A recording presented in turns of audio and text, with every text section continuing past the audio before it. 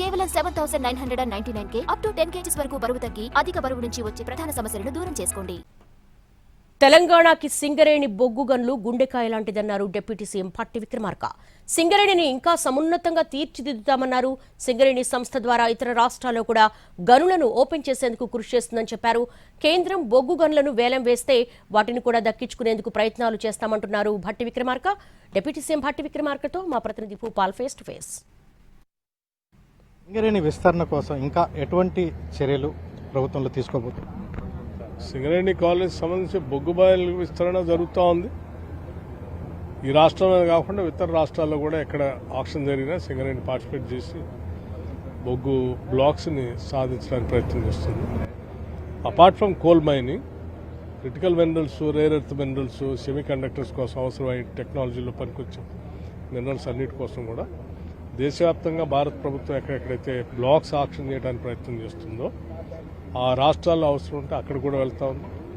చివరికి బయట దేశాల్లో కూడా ఎక్కడైనా అది రేర్ ఎర్త్ మినరల్స్ బాగా ఉంటే అవి మేలు రకంగా లాభసాటిగా ఉంటే అక్కడ కూడా పార్టిసిపేట్ చేయడం కోసం సింగరేణి ఆలోచన చేస్తూ ఉంది. దీనికి సంబంధించి ఇప్పటికే ప్రపంచవ్యాప్తంగా పేరుగాంచిన కొన్ని సంస్థలు, డెలాయిట్ లాంటి సంస్థలకి స్టడీ చేసి ఒక రిపోర్ట్ కూడా ఇవ్వని చెప్పడం జరిగింది. వాళ్ళు ఒక రిపోర్ట్ కూడా ఇస్తూ ఉన్నారు.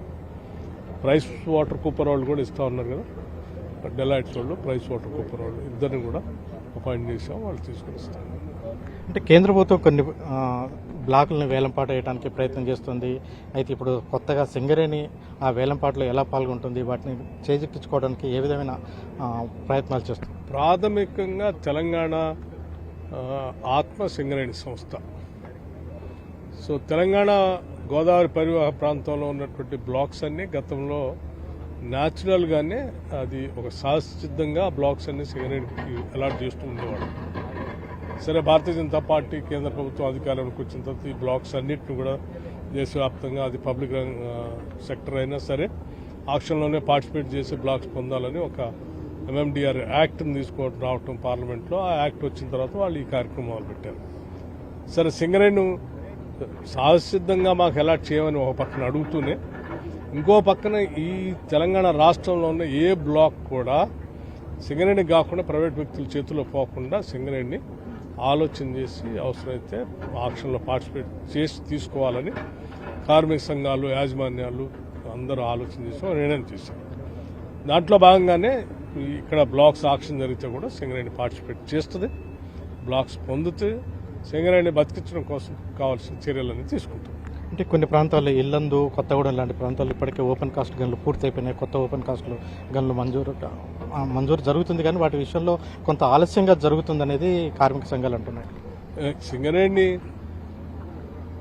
అవసరాలు దృష్ట్యా థర్మల్ పవర్ ప్రాజెక్ట్స్లో ఎంత అవసరం ఉంటుందో దానికి అనుగుణంగా ఫస్ట్ ఇయర్కి, సెకండ్ ఇయర్కి, 5 yearsకి, 10 yearsకి, 2047 వరకు కూడా ఈ థర్మల్ ప్రాజెక్ట్స్కి ఈ రాష్ట్రంలో కోల్ ఎంత అవసరం ఉందో దానికి అనుగుణంగా ప్లాన్ చేసుకోవటమే కాకుండా ఇతర రాష్ట్రాలకు కూడా సింగరేణి ప్రాంతం నుంచి కోల్ అమ్మే దాంట్లో, మిగతా థర్మల్ పవర్ ప్రాజెక్ట్సే కాకుండా మిగతా వాళ్ళకు కూడా అమ్మే దాంట్లో ఉండేటువంటి డిమాండ్కి అనుగుణంగా ఆ బ్లాక్స్ ఎట్లా తీసుకోవాలి, బ్లాక్స్ మైనింగ్ ఎట్లా చేయాలనేది వాళ్ళు పకడ్బందీగా ప్రణాళికాబద్ధంగానే ముందుకు పోతూ ఉంటారు. సో ఇది ఇట్స్ ఏ సైన్స్ ఆల్సో. బహుశా చాలామందికి ఆ ప్లానింగ్ మీద అవగాహన లేనటువంటి వాళ్ళు అక్కడక్కడ ఇటువంటి మాట్లాడుతుంటారు, కానీ but Singareni is going very well and they are planning also very well. మీరు దాదాపుగా ఎవరు వెళ్ళని విధంగా ఓపెన్ కాస్ట్లో వచ్చారు, ఇదంతా చూసిన తర్వాత మీకు ఎలా అనిపిస్తుంది? So Singareni is an asset to the government of Telangana. ఈ తెలంగాణకి ఇది ఒక మణిదీపం. దీన్ని బతికించుకోవాల్సిన అవసరం, దీన్ని ఎన్రిచ్ చేయాల్సిన బాధ్యత కూడా మా అందరిపైన ఉంది. దీన్ని తప్పనిసరిగా చేస్తూ ఉన్నాం.